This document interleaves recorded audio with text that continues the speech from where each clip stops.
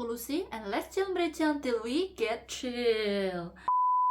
So, hari ini aku ingin menceritakan sebuah urban legend dari Jepang, yaitu Hachiha Kusama.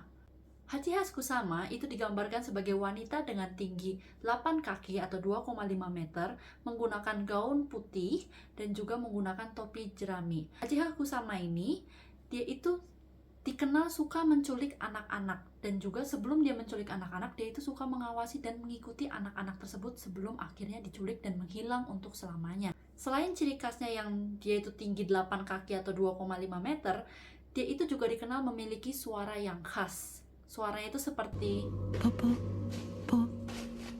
Nah, jadi ada satu kisah yang paling terkenal, jadi tentang orang anak usia 8 tahun yang menjadi incaran dari Hachiha Kusama ini. So, gak perlu kebanyakan intro, let's rebahan, chill, and hear me out. Jadi, ada seorang anak bernama Nina. Nah, setiap liburan musim panas, si Nina ini selalu pergi ke Jepang. Jadi, dia nggak tinggal di Jepang gitu. Jadi, dia selalu pergi ke Jepang setiap liburan musim panas untuk menghabiskan liburan musim panasnya itu di rumah kakek neneknya yang ada di Jepang.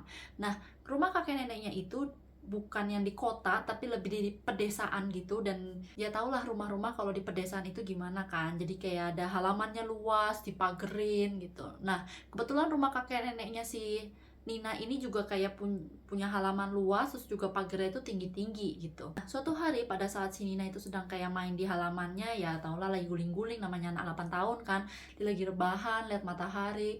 Tiba-tiba dia tuh ngedengar suara yang aneh banget gitu loh. Suaranya itu bener-bener yang aneh, sampai dia tuh yang kayak, loh mana ini suaranya, suara apaan sih? Nina yang waktu itu mendengarkan suara yang aneh itu, dia itu langsung mencari sumber dari suara tersebut. Jadi waktu dia lagi mencari, dia tiba-tiba kayak ngeliat ada satu topi jerami itu kesannya tuh kayak nyangkut di atas pagar. Jadi untuk pagar rumah kakek neneknya Nina itu tinggi banget, dan si Nina itu ngeliat kok itu ada topi jerami nyangkut di situ, dan suaranya itu dari situ gitu. Diamatin, lama-lama topi itu ternyata bergerak, jalan, dan tiba-tiba berhenti di satu celah. Dan di situ Nina ngeliat ada orang yang ngintip dari celah tersebut. Masalahnya adalah karena pagarnya itu tinggi, celahnya itu juga di atas gitu. Jadi dia benar-benar ngeliat ada orang yang setinggi itu lagi ngintip. Nah, di situ Nina tuh masih yang belum takut, dan dia cuman bingung aja gitu. Maksudnya kayak, kok itu orang bisa tinggi banget ya? Kok bisa ya dia setinggi itu gitu? Apa dia pakai egrang ya? Tau gak sih kalau zaman dulu kita sekolah gitu kan ada namanya egrang gitu. Kita belajar egrang yang bisa tinggi pakai bambu itu. Nah, si Nina itu mikirnya, oh jangan-jangan nih orang lagi main egrang kali ya gitu. Nah, gak berapa lama orang yang mengintip dari balik celah itu pergi, dan suaranya pun juga ikut hilang. Seketika Nina sadar, Nina langsung yang kayak, itu tadi apa ya? Ya udahlah, balik aja lah ke rumah gitu. Akhirnya dia balik ke rumah, dia ceritalah ke kakak neneknya. Itu tadi aku di luar tuh kayak ngeliat ada orang kok tinggi banget ya. Tinggi, terus habis itu dia yang kayak suaranya tuh aneh gitu. Suaranya po. Seketika ngedengar itu, kakek neneknya Nina tuh langsung kayak, hah? Kapan kamu ketemunya? Dia ngeliat kamu nggak? Kamu ngeliatnya di mana? Kok bisa kamu bisa ketemu dia? Kamu ngeliat dia, tapi dia ngeliat kamu nggak? Yang penting dia ngeliat kamu nggak? Yang kayak gitu. Kak, otomatis yang jadi Nina pun kayak yang, hah? Kenapa nih, kok panik banget kakek neneknya gitu. Cuman ya karena Nina bingung, Nina tetap jawab, iya tadi di situ aku ngeliat di pagar gitu orangnya tinggi banget gitu, terus udah pergi, dia ngeliat aku sih, aku juga ngeliat dia gitu. Yang kayaknya yang udah dengerin cerita Nina langsung panik, dia langsung pergi, dia langsung telepon seseorang, terus habis itu dia benar-benar pergi. Nina yang bingung sama sikap kakek neneknya langsung nanya dong yang kayak, Nek, ini kenapa sih kok kakek tadi sampai segitunya, kenapa gitu, ada apa? Neneknya dengan muka yang sangat khawatir, dia langsung yang kayak, Nina, Dok, kok jadi Dok? Jadi orang Jawa saya. Nina, kamu sepertinya disukain sama Hachiha Kusama. Nina yang kayak, apa itu Hachiha Kusama gitu. Jadi nenek akhirnya menjelaskan lah itu tentang Hachiha Kusama. Jadi Hachiha Kusama itu adalah wanita dengan tinggi 8 kaki, dan dia itu sangat suka untuk menculik anak-anak. Dan jika ada anak-anak yang melihat dia, maka dia ditakdirkan untuk mati dengan tragis dalam beberapa hari. Nina yang dengar kayak gitu langsung kayak, loh, ini beneran gak sih? Gitu. Nah, gak selang berapa lama kakeknya itu udah balik lagi sama seorang kayak wanita parubaya yang dikenal dengan Kasan. Kasan itu datang ke Nina, terus dia ngasih kayak sebuah jimat. Si Kasan bilang yang kayak, ini diambil, jangan dilepas, selalu kamu pegang. Nina yang kayak masih anak usia 8 tahun yang kayak iya iya oke. Terus akhirnya si Kasan dan kakeknya itu naik ke atas, entah apa yang dilakukan, dan Nina nunggu di bawah sama neneknya. Selama nunggu, Nina itu bener-bener kayak diawasin 100% sama neneknya gitu loh. Jadi kayak Nina ambil snack, neneknya ikut. Nina pengen ke toilet, pengen pipis juga, neneknya kayak ngikutin terus gitu. Dan ketika lagi di toilet pun neneknya nggak ngebiarin untuk Nina itu menutup pintunya gitu. Jadi benar-benar si neneknya itu ngawasin Nina 100%.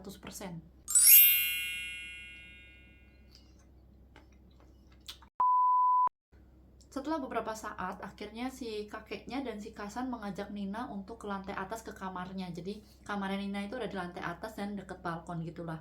Akhirnya Nina diajak ke kamarnya, dan pada saat Nina masuk ke kamarnya, seluruh ruangannya itu termasuk jendela kacanya itu udah ditutup sama kayak koran gitu. Terus di korannya itu tapi udah ditulisin sama kayak apa ya ngomongnya, aksara-aksara kuno gitu loh, dan juga ada beberapa jimat-jimat yang ditempel gitu. Gak cuman itu juga, di tengah-tengah ruangan itu juga ditaruh patung Buddha, dan juga kayak ada satu ember kecil yang nantinya ember itu untuk tempat buang airnya si Nina gitu.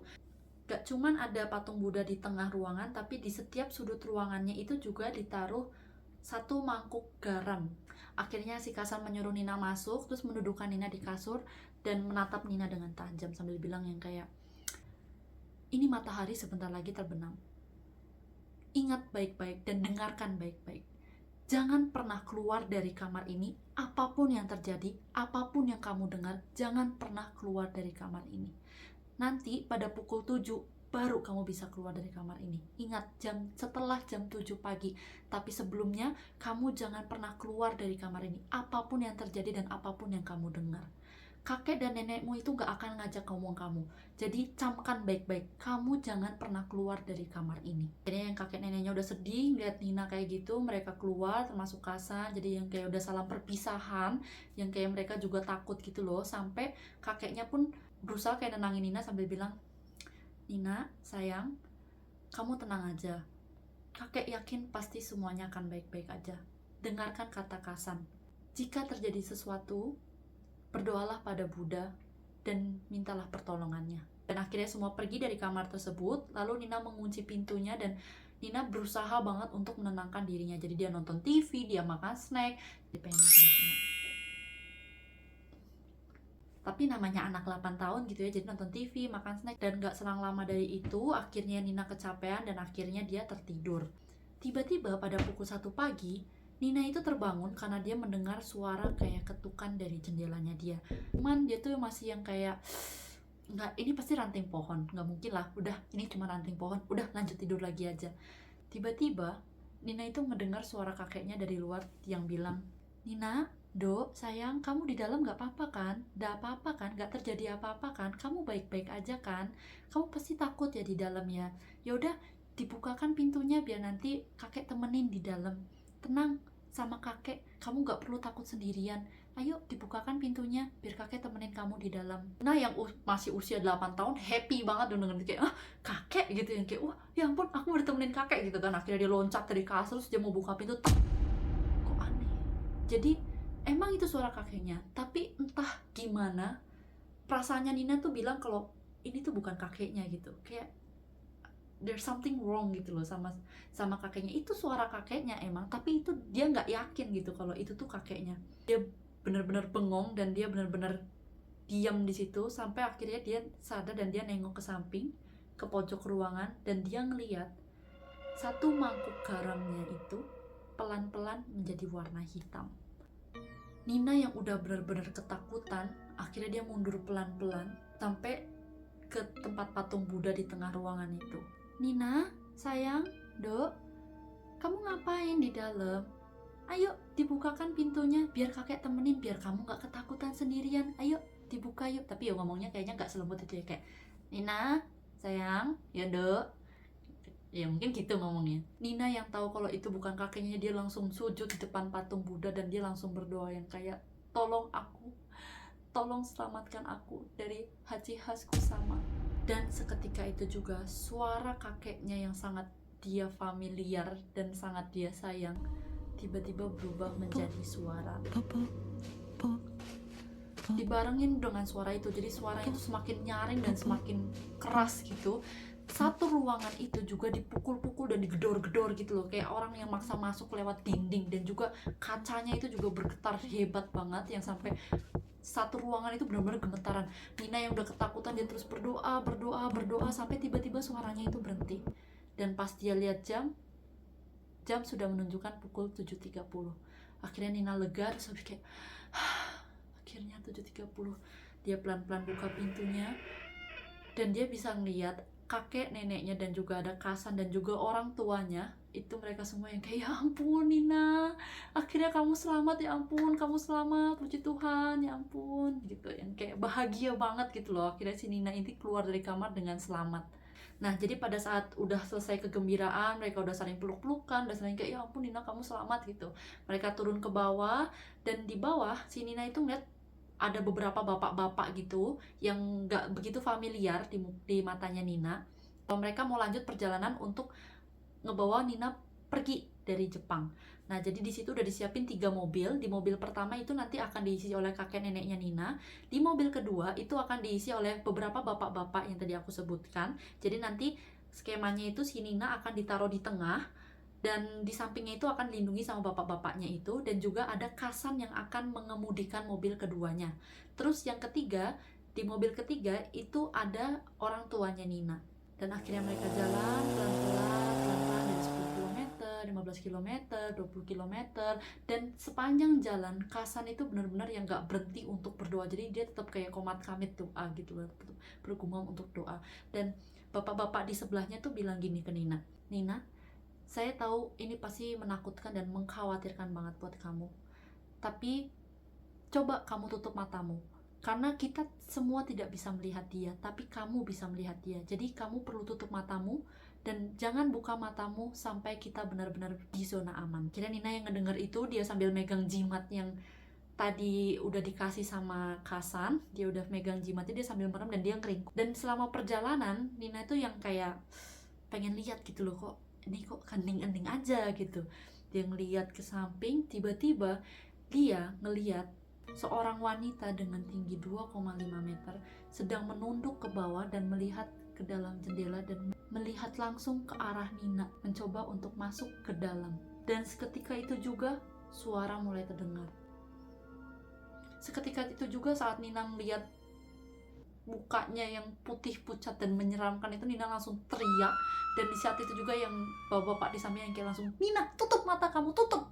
Nina langsung tutup mata, dan di detik Nina tutup mata, seluruh mobil itu terdengar suara ketukan-ketukan seperti orang mencoba untuk membuka secara paksa. Dan keadaan di situ benar-benar tegang banget karena ketukannya itu semakin lama semakin keras. Dan itu nggak cuma Nina yang dengar, tapi satu mobil Nina yang di mobil kedua ini semua orang mendengar. Dan Kasan yang dengar kejadian itu, walaupun Kasan nggak ngeliat si hantu ini, dia tetap yang kayak berdoa, dan berdoanya itu benar-benar sampai yang teriak gitu. Jadi imagine betapa tegangnya suasana lagi saat itu gitu loh, yang benar-benar yang banyak banget suara ketukan sampai orang-orang yang kayak di dalamnya kayak apa ini gitu.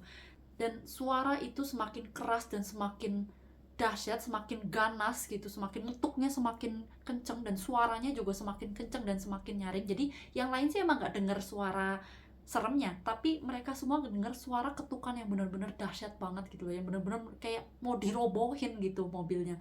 Terus dan itu berlangsung benar-benar lama banget, sampai keluar dari desanya, sampai pergi ke jalanan, sampai akhirnya udah menuju bandara, barulah suara itu mulai perlahan-lahan menghilang. Dan akhirnya Kasan bilang, oh oke, kita sudah aman, kita semua sudah aman sepertinya. Jadi Nina, setelah sampai bandara kamu harus cepat-cepat pergi ya gitu. Akhirnya mereka sampai bandara. Si Kasan dengan terakhir kalinya dia ngasih jimat terakhir yang baru, yang masih bersih, karena jimat terakhir yang Kasan kasih itu udah hitam legam banget, jadi udah nggak dikenalin itu bentuknya, udah warnanya kayak kertas hitam aja gitu. Akhirnya Nina dikasih kertas jimat yang baru, dan Kasan berpesan, jangan pernah tinggalkan ini, selalu kamu bawa kemanapun, di dompetmu atau dimanapun kamu harus selalu bawa. Akhirnya dia bawa, dan akhirnya Nina pulang ke rumahnya dia. Jadi ceritanya begitu.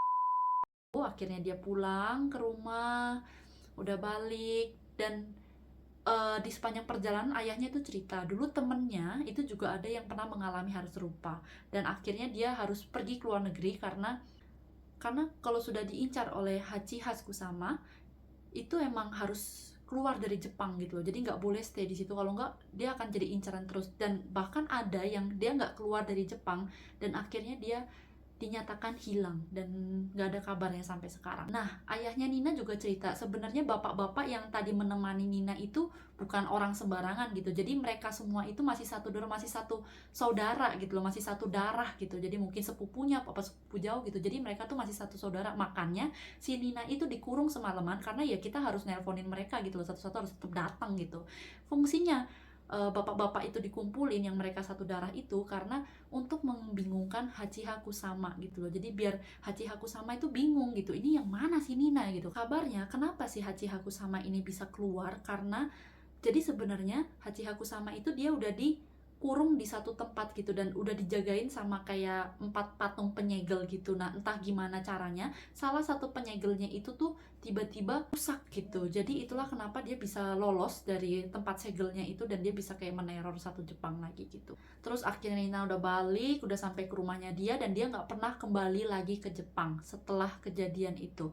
Bahkan sampai saat kakeknya meninggal dunia, kakeknya itu sampai bikin wasiat, pokoknya Nina jangan pernah ke Jepang, jangan sampai Nina ke Jepang, segitu striknya. Nah, akhirnya setelah kakeknya meninggal 2 tahun setelahnya, tiba-tiba neneknya telepon nih, Nina, nenek ini sekarang udah sakit parah, nenek terdiagnosa dokter kena kanker, nenek rindu sekali sama Nina, pengen sekali nenek itu ketemu Nina untuk terakhir kalinya, nenek pengen banget ketemu Nina.